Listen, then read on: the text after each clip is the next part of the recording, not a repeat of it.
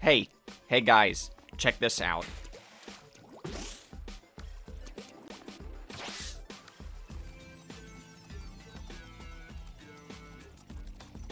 Bet you didn't know that shape in the very center of the side order foyer played music too. It's a cover of Short Order. Now then, I've beaten side order 100% already, so what else could there be for me to do? It's time to introduce something called an off-color run. For this video, I am going to be using the stamper and only selecting power chips. This run is going to be pretty hard because power is not one of the two common tones for the stamper in side order. That's why it's called an off-color run. In order to do this type of side order playthrough, the color chip bias hack needs to be disabled. Otherwise, you'll have a much harder time trying to encounter the color chip that you want. I'm also going to be introducing a hack that I haven't shown off yet.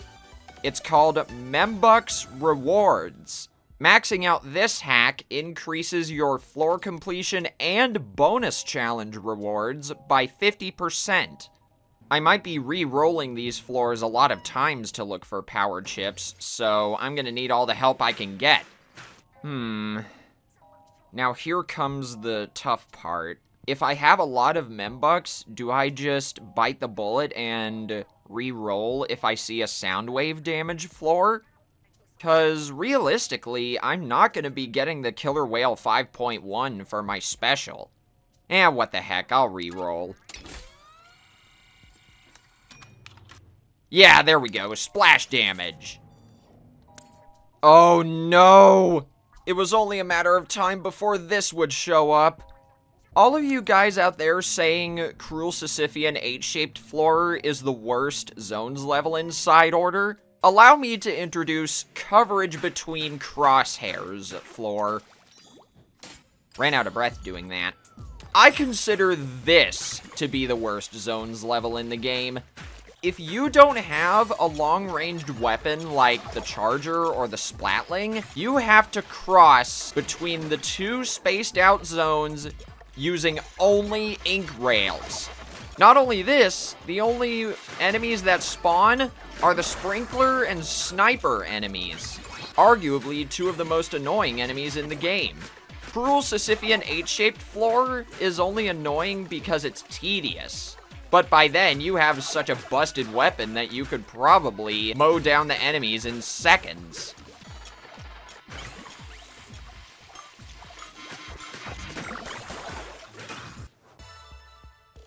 There we frickin' go. I have no idea why Nintendo decided to put a rigorous zones level that early into side order. I think I might just have to go for this vending machine anyway. I don't have to buy any color chips if power ones aren't offered straight away. Wow, okay. The game must have heard what I was saying earlier about the sound wave damage chips. Alright, I'll give this a try. It's been a while since I've actually been able to use sound wave damage, so this ought to be fun. We're clear. You two are making good progress. Setting more color chips should help you keep it up. And speaking of color chips, we're gathering info about the ones you've set in the color chip collection. You can see it from here in the elevator by pressing minus. Oh snap! What kind of juicy deets you got for us? Let's check it out every now and then, 8. It's funny you should mention that because I only need to max out Rush ink coverage for the color chips, and then I will have every single color chip maxed out.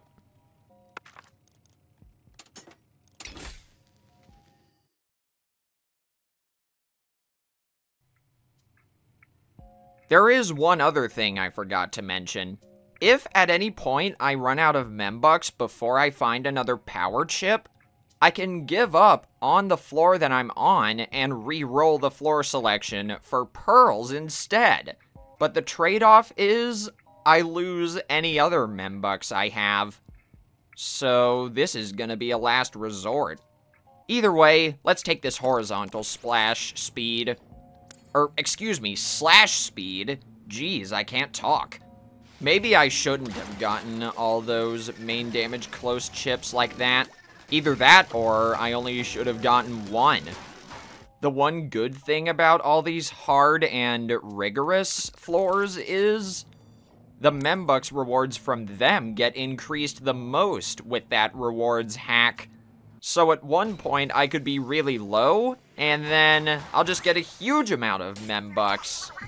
Meanwhile, this challenge doesn't want me moving in my main form in yet another difficult zones level. Make of that what you will.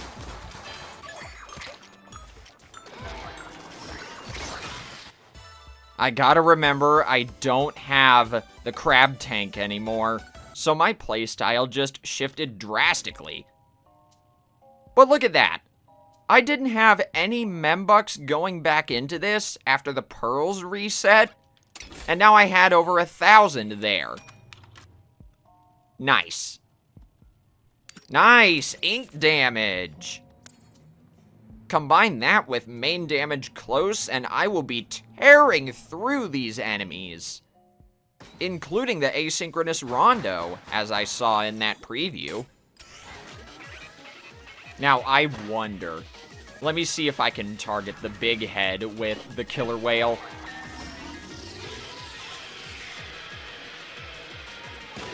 Oh my gosh! I could, and did. Unfortunately, though, that doesn't count as an insta-KO. You still have to get rid of every single lit-up layer. Yeah, nuclear time! I was about to say, if that wasn't my fastest clear time for that floor, I would have been very surprised.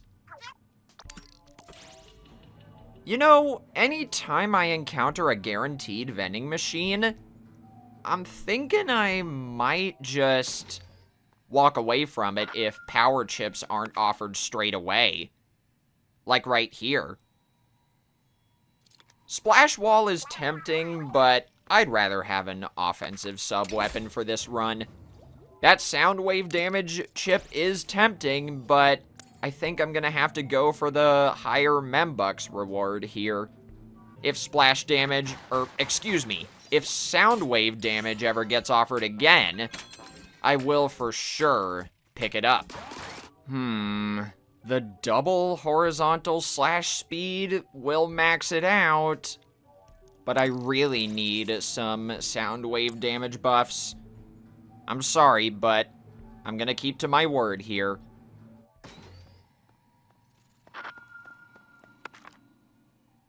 Ooh, there's the triple splashdown.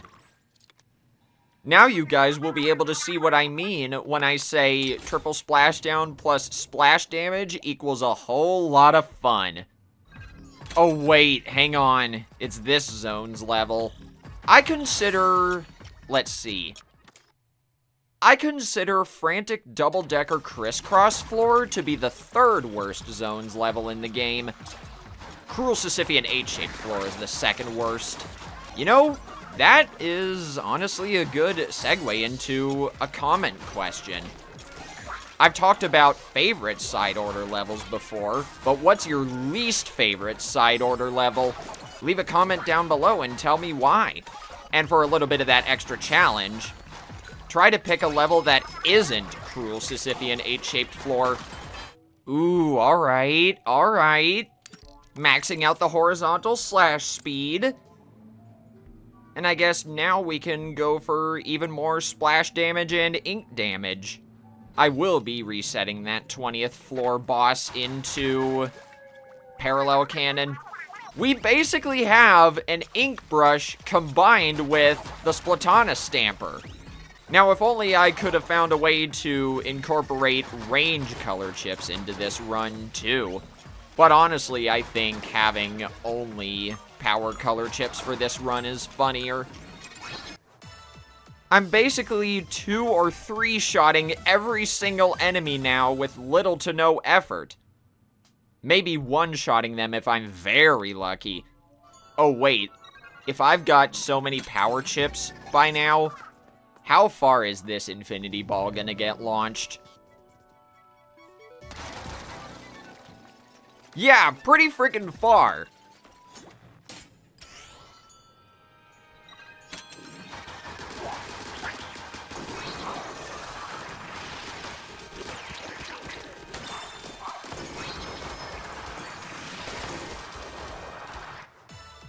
What the heck happened there? That was a sub 15 second run.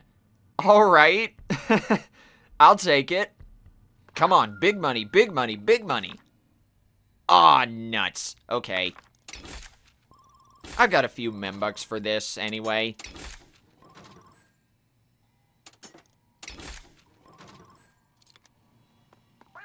And plenty left over in case I have to reset a bunch of times. Alright, ink damage. No drone or item drops. Emma's all on her lonesome.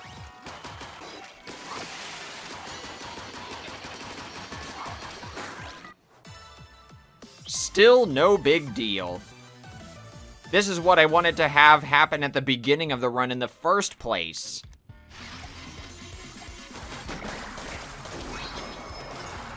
Wow, taking out that sniper enemy was enough to destroy that giant portal. That's what happens when you have a boatload of powerful color chips. Come on, show me a new clear time. Yeah, baby, let's go. And now here comes the not-so-fun part. Trying to reset a bunch of times for main damage distant. I'll find my way through this. If somehow there's a vending machine floor on the floor before Smollusk, this is gonna be fun. Because I have a realistic chance of maxing out my palette if that's the case. Wait, check this out. Boom! One-shot that portal. That's the power of triple splashdown plus splash damage, baby. Let's see if I can do it again, but with this giant portal. Yeah! Another one-shot. And there we go, just like I said. Here's a vending machine. Okay! I didn't think it was possible, but I maxed out my palette right before the fight against Smollusk, I think. Yeah, I totally did. And by that I mean every single slot in this palette is filled. We're on a hot streak, and it don't stop. How many times do you think we've climbed the spire? Oh, I stopped keeping track a while ago. This is about to become one of my most fun battles against Smollusk. Hi, everyone! Aw, you came to visit me! Yo, Smollusk, wanna be the world's weirdest training dummy for us? Tee-hee-hee, I'm much more than a training dummy. I'm your worst nightmare. That sounds so out of character, but also so in character for Smollusk to say that. But you're not ready for what myself and Emma have up our sleeves. Let's go, Smollusk. Boom! Portal down already. If I could find a way to incorporate special charge up into this build, this would be even more fun. But that doesn't matter right now because one triple splashdown completely destroys Smollusk on phase 1. This is nuts. Oh, this is gonna be a little harder. Oh, never mind. Got an ink bottle. That was very lucky, game. That almost worked on this phase, but unfortunately, Smollusk is a little too beefy on phases 2 and 3. Gonna restore now. Wow, Smollusk is pretty tenacious. Oh, great. He knows that I've brought power chip cheese, so he brought reef sliders again. Oh well.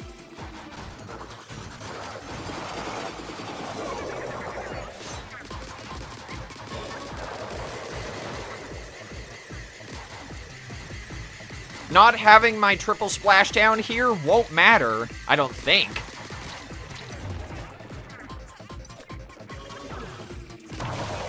And that's because of how powerful my main attack was this whole time.